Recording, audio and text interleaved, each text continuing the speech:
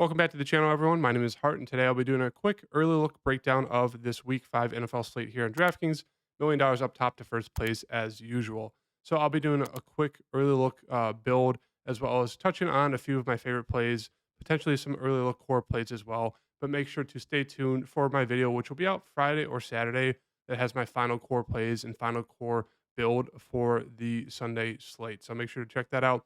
I will also have my Thursday night football slate breakdown coming out tomorrow morning, so the day of, so Thursday morning. That'll be out, so make sure to check that out. Hit that like button and subscribe, and let's get right into it. So, starting off here, quickly before that, just want to do a quick recap. So, uh, I've broke even or made a few bucks the past three out of the four Sunday slates. So, kept that streak alive this Sunday. I've been getting way too contrarian in the Millie Maker. I've started to realize, and I'm gonna start to tone that down because I've been doing well in the one-off single entries that I've been putting up or the afternoon slates. That's really where I've been making my money back is the afternoon slate. So once again, was able to break even on Sunday slash make a few extra bucks there. This was my main slate lineup or one of them. The Millie Maker one didn't too hot. I think it scored like 120, but this one was able to cash. Went with obviously the Fields CMC chalk.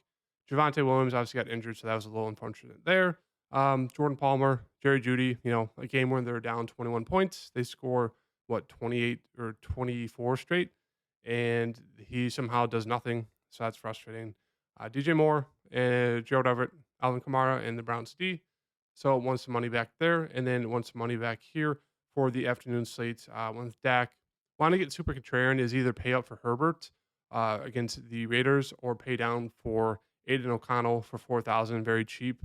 I wanted to go a little bit more contrarian, 8% Dak. Unfortunately, the defense absolutely destroyed the Patriots, and so Dak didn't have to do too much there. A little frustrating because it could have been a great night with that the Cowboys low owned stack there of Ferguson, CeeDee Lamb, and Dak Prescott. Could have won a ton of money, but unfortunately, that game blew out. It helped my Cowboys defense down there, but unfortunately, it really limited the amount of money I could win there.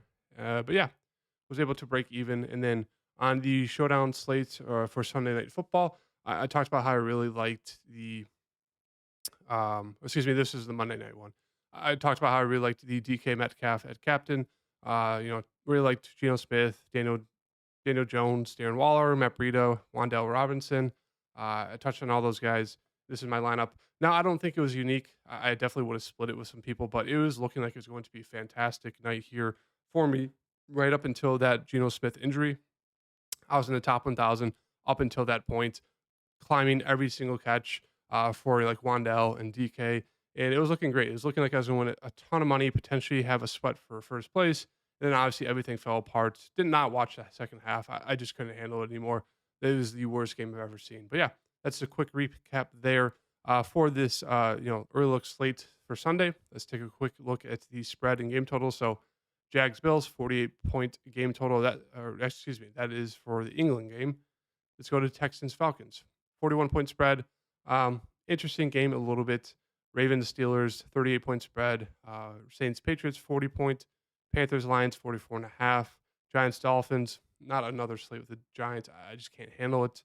Titans Colts 42.5. Bengals Cardinals 44.5. Eagles Rams 50.5. Pretty interesting game there. Same thing with the Chiefs Vikings. Going to be that kind of that game of the weekend to stack there is going to be the Chiefs Vikings there at 53 game total. Jets Broncos 43.5.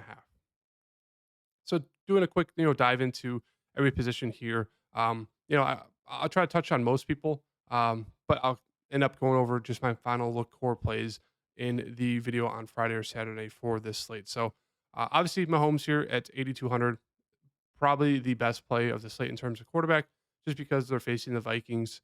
That's obviously a defense you want to attack here. Mahomes coming off a game where he looked brutal, honestly. Like his touch passes were just not there. Did not look great at all. Two interceptions. One of the worst games we've seen from him in a while. So I expect a huge bounce back game here. Right now, I'll just throw him in the early look build. I really like the upside there with the Mahomes. Obviously, we all know the upside there with him. In terms of the quarterbacks below him, Hurts is just a very solid and safe option. We obviously know the rushing upside with him.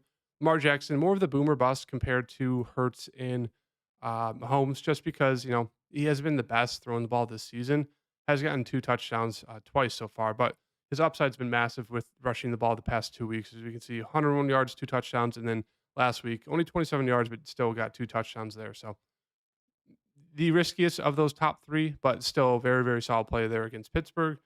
Tua obviously looks like a great opportunity here. The Giants have been getting absolutely slammed the past few weeks. So it looks like Tua is probably going to put up 700 yards. So I really like him.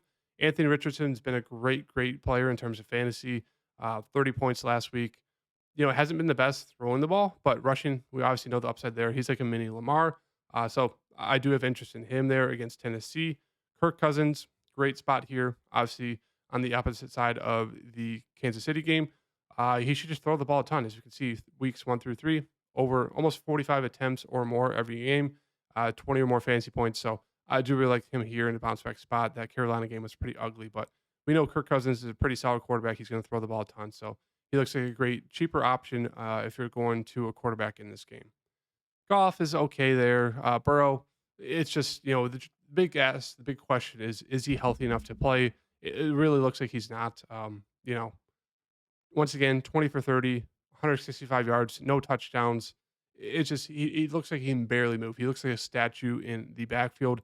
It's tough. So, unless you want to get super risky and hope he actually has a solid game here, I mean, it's a great matchup. It's just, I do think he's injured and he's just not acting like it or wanting to say that he is. But we can clearly see that there is just something completely wrong with that whole team, offense and defense, but more so Joe Burrow and that offense. CJ Stroud has been unbelievable. I really like him here as like a mid-range QB play.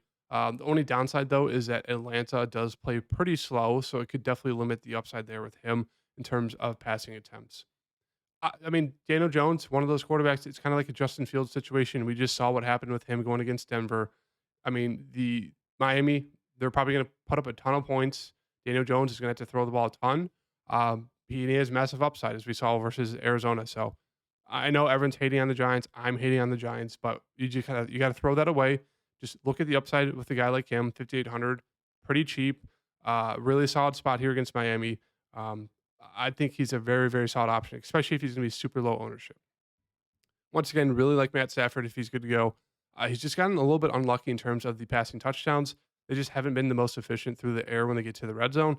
And if they do get to the red zone, it's mostly been Kyron Williams. So I do think I expect this touchdown variance to start picking up here for Stafford, especially if Cooper Kupp's back. So I think he's really, really in play here against Philadelphia because that's a team we want to target through the air. They're one of the best in terms of, you know, wide receiver, funnels, passing funnels. So really, really, really like Stafford, especially if Cooper Cup's back. Love that stack of him and Puka with Stafford there. Derek Carr is questionable again, but he probably should be good to go. Yeah, he's just limited at practice, so don't expect anything there in terms of cheaper quarterbacks. Bryce Young against Detroit, great spot. It's just Bryce Young's been very, very bad, so don't love that. Kenny Pickett's questionable. If he's out, Mitch Trubisky could be the backup. I guess you can go to him at 5,000.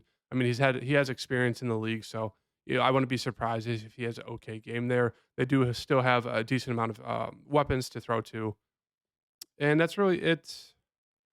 Zach Wilson, I mean, he had a solid game, bounce back spot. They're playing Denver, but I'd rather go to Brees Hall, who I'll talk about here, and I did tweet about. Great, great spot for Brees Hall. So that's it for the quarterback situation. For the running back situation here, Saquon Barkley. I do think the Giants have a bye week next week, so I won't. There could be a chance that they do rest him. I mean, they really need him. They really need to win, so they really can't afford to not play him at the same time. They don't want to rush him back when they have that bye week next week. Don't quote me on that, but I believe it's next week. So potentially a chance he doesn't play, but if he's good to go, obviously it's a great spot there. He looked like one of the best running back plays. But if he's out, once again, Breida looks like a very, very solid play. Uh, Bijan has just been super, super safe and consistent in terms of his fantasy points and just upside. I mean, he's seen 14 or more rushing attempts in 2 out of the 4 games. He's been super efficient rushing the ball mostly, and he's just seen a huge upside there in the backfield in terms of targets. So once again, really like him here. It's a great spot against Houston. So love me some Bijan. Derrick Henry absolutely nailed that call last week. He's 3% owned in the Millie Maker. So I'm going to pat myself in the back for that because he was fantastic for me last weekend. 27 fantasy points, got a rushing touchdown, got a passing touchdown. It's just one of those things where if the game's close, obviously they're going to lean on Derrick Henry, but if it gets out of hand, you know, Derrick Henry's going to get phased out. But I mean, they're going against Indiana, team we want to target. Like me some Derrick Henry. He'll probably have elevated ownership because people are going to be pissed. They missed him last week, and they're going to play him this week. But I don't mind it depending on how high his ownership gets. Jonathan Taylor is back. He's a full participant in practice. It looks like he's probably going to play after saying he doesn't want to play. So keep an eye out for that if he's in. I do really like him, even though Tennessee's a pretty stout run defense. I think it helps that having Anthony Richardson back there, who could have some quarterback runs, could really open things up for them. So I do have interest in Jonathan Taylor if he's actually going to play this weekend. Kyron Williams, same situation, just one of those running backs who's seen a ton of volume. I mean, they did start to work in Ronnie Rivers this past weekend, but still, I mean, look at the rushing attempts, look at the targets. They have gone down a little bit, but still, if they're going to be down here against a good Rams defense, he's going to be heavily involved in that passing game. So absolutely love me the Rams players. They're once again going to be popular, but for good reason. They're seeing a ton of volume and usage. David Montgomery is going to be pretty popular. It's just he's rushing the ball a ton, 21, 16, and 32 attempts. He's got to get a touchdown or more in every single game so far for him. Great spot here against Carolina. Decently cheap, high-powered offense. Love me some Monty. Mixon, I do think he'll be a sneaky contrarian play. Another one of those running backs who checks off all the boxes, gets the rushing attempts, gets the targets. It's just one of those things where it just comes down to, do you believe that that offense, will they be able to put up points? Will they be able to look like a normal offense? If so, I do think Mixon has massive upside. But if you don't think that's going to happen, if they're going to continue to do what they're doing, I would say avoid them. Kamara going to be super popular. People are going to chase that 13 or 14 target game. Absolutely wild. I did have him in one of my lineups. I think it was in the Millie Maker. But unfortunately, my other players did not do too hot. But yeah, I think Alvin Kamara is going to get close to his, not his best season, but back to kind of that form we did expect from him. When he was one of the best running backs in terms of fantasy. I think that's going to come back this season just because Derek Carr, not like a massive upgrade from what they had at the quarterback's position the past few years, but more so, look at Josh Jacobs, what he did last year. I think that's going to be the kind of the similar role that Alvin Kamara is going to do this year, and it's a role he's already used to. Like, I don't think he's going to get a ton of rushing attempts, like 10 to 15 a game at most, unless he's really efficient during that game. But more so, I think he's just going to see a heavy dose of targets, probably 5 to 6. Derek Carr does like to dump it off. So I really like me some Kamara here, even though it's a decently tough matchup, but we've seen New England just get absolutely destroyed recently. So I do like him. The running back situation for the Miami Dolphins, I don't.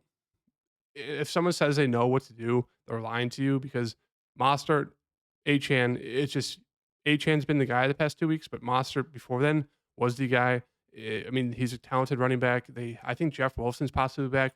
They also have Ahmed. They have 4 running backs who are very high quality running backs. So I don't know what to make of it. Obviously, it's a great matchup. It's just I don't know. I don't know what to do with that situation there. Moving on down here, Gibbs. I do think Gibbs could be a sneaky pivot play off of Monty. No one's going to be on him. Everyone's kind of really down on him. It's just he's still seeing solid targets out of the backfield, and all it takes is one huge play for him to break off to be worth it. So I will throw that out there. Moving on down here, I do really like James Conner. The Cardinals have been actually pretty decent in terms of keeping these games close. Moving on down a little bit more, Stevenson's questionable. I think he should be good to go. Another one of those guys that checks off all the boxes. He should be heavily involved, especially if they're down in the passing game there. Javonte Williams is questionable. If he's in, I do like him against the Jets. If he's out, we can look to Jaleel McLaughlin, who will be probably a hugely popular play if there's no Javonte. He's super efficient in the last game when Javonte was out. A lot of people are high on him. So, yeah, that's kind of the pivot there. But as I said, as I tweeted, Breece Hall, favorite play of the slate. He has no more snap count. He's played close to 50% or more of the snaps in the past 2 weeks, and it's his backfield. And they're playing the Denver Broncos, who've let up 147 fantasy points. If you guys did not see my tweet in the past 3 weeks, they let up 28 fantasy points to Brian Robinson in week 2. Week 3, they let up, was it 52 points and then 48 to Achan and Mostert both.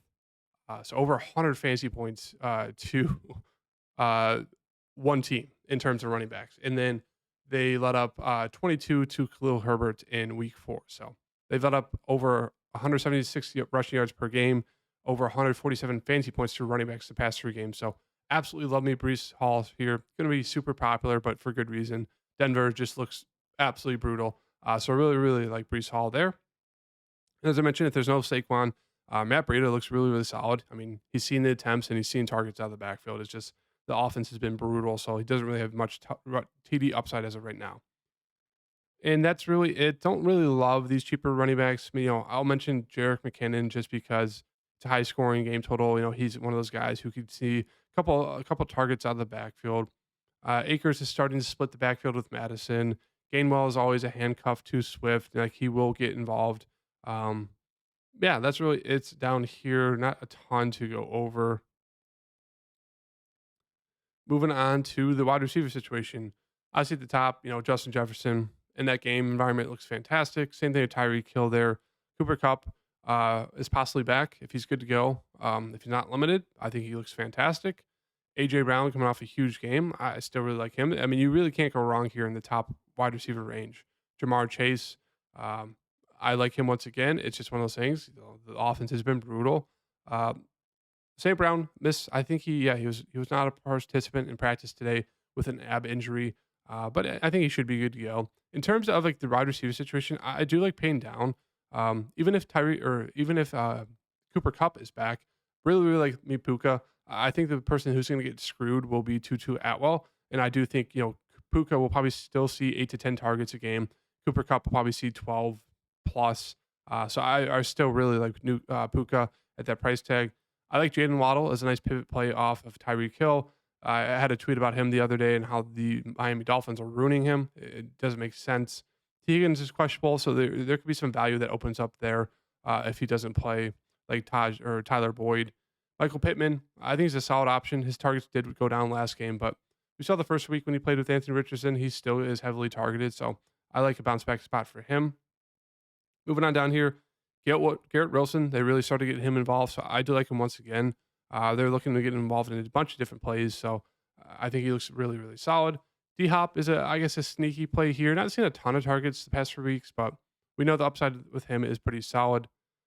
Moving on down here, Nico Collins is there, Zay Flowers is there, but they do have their wide receivers coming back. Um, Nothing really stands out too heavily here. I will mention Marquise Brown. He's looked really solid with Josh Dobbs. That's another. I forgot to mention him as a quarterback. He's really really solid. Looks really really good right now. So I forgot to go over him, but yeah, I don't mind me some Josh Dobbs there at 5,200. Looks pretty solid. He's been very very efficient. One of the best quarterbacks in the league. I think top 10 in terms of efficiency, and they've been keeping every game close. So not a lot of people have been going to him. So he's a really solid option. Yeah, but getting back down here to the wide receiver situation, Tate Dow was a huge letdown for a lot of people. I don't mind going back to him. But the guy I want to mention down here is going to be, I think they didn't even change his price tag. He's Wandell. Yeah, 3,000. He's questionable with his knee, but he's should be good to go. They're just taking a cautious approach with him. But as we saw last game, once again, heavily involved, 6 targets, 5 for 40. I mean, he's just super fast, quick gadget guy. So I do really like him. I think he's great value down there at 3,000. That's really it right now for the wide receiver situation.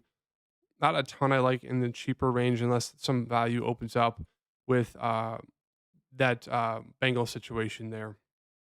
But right now, I'm gonna throw in Waddle, and yeah, I'll leave it at that for now. For the tight end situation, obviously we have Kelsey going to throw, or Mahomes going to throw in Kelsey, and I like a bounce back spot for him here. Still at 12 fantasy points, but it's kind of a letdown game for him in terms of fantasy points. We know the upside with him, so I like going to him there. Moving back down to the tight end situation, really like TJ Hawkinson. I don't mind double stacking this game here with the tight ends. He's a guy who usually averages close to 10 targets a game. Obviously, just a very bad game for their offense that last game versus Carolina. So I love him here as a double stack with Kelsey. Andrews looks really solid. Finally had decent game there. Only 5 targets, but it was very efficient. 5 for 80 2 touchdowns, so I don't mind him. He is very solid for me in one of my lineups and for fantasy football. Waller, it's just one of those things where assuming he's going to be very, very low owned just because he's just hasn't been involved. It makes no sense. And the offense has been brutal. But we know the upside with him. He's a very talented tight end. It's just, can that offense get going? If they can, you're getting him at a pretty solid price tag, and he's probably going to be very, very low owned. Laporta has been really, really good, so I don't mind going to him. Moving on down here, I think Dallas Goedert's a great play. Hasn't been too heavily involved, hasn't really flashed his upside, but Nick Sirianni has said that they're going to get him involved. They're going to get him going here, so he's another one of those guys that you can go to. Nice spot against the Rams. Tyler Higbee, I do like him. They're going to have to throw the ball a ton. He's starting to get a lot more involved. Frymuth is doubtful, so there does open up some value there. They have Darnell Washington. They just called up someone else. Don't really like going to that team there though. Depending, even with Pickett or even if it's Trubb, that team's just disgusting. Zach Ertz, solid play there. Conklin, I'll mention him. Zach Wilson does like throwing him the ball. Had a solid game, 6 targets, 4 for 58. Just one of those things you need him to get in the end zone to be really, really worth it. But he's a nice value play down there at 3,200. And that's it. Nothing too crazy here. Juwan Johnson's questionable. If he's in, I don't mind him. If he's out, we could definitely look to some other value. But that's it. Jono Smith, he's been decent in terms of his, the past 3 weeks there. If you want to, pretty cheap tight end. I think that's it for the tight end situation. So to kind of fill out the rest of this lineup for defense, let's just go down here. Let's see what we want. Let's just throw Cardinals in against the Bengals right now. I mean, the Cardinals defense has actually been pretty decent. Bengals have been god awful, so it's a pretty cheap. Instead of fully punting for the Giants at 2,000, I'm just going to throw in the Cardinals there for right now at 2,800. So 5,100 left over for a few different positions. Let's go to running back real fast here. Do you want to get a solid running back in here for this early look, build? As I mentioned, I'm going to throw in. I was going to throw in Breida, but I don't know if I can stomach that right now. I'm going to throw in James Conner. I do like him in this spot, workhorse. Do think they'll heavily utilize him, so I'm going to throw him in there. Wide receiver situation, we have 4,800 left over. As I said, didn't really like a ton of the wide receivers that are cheap, but we're going to have to find one down here.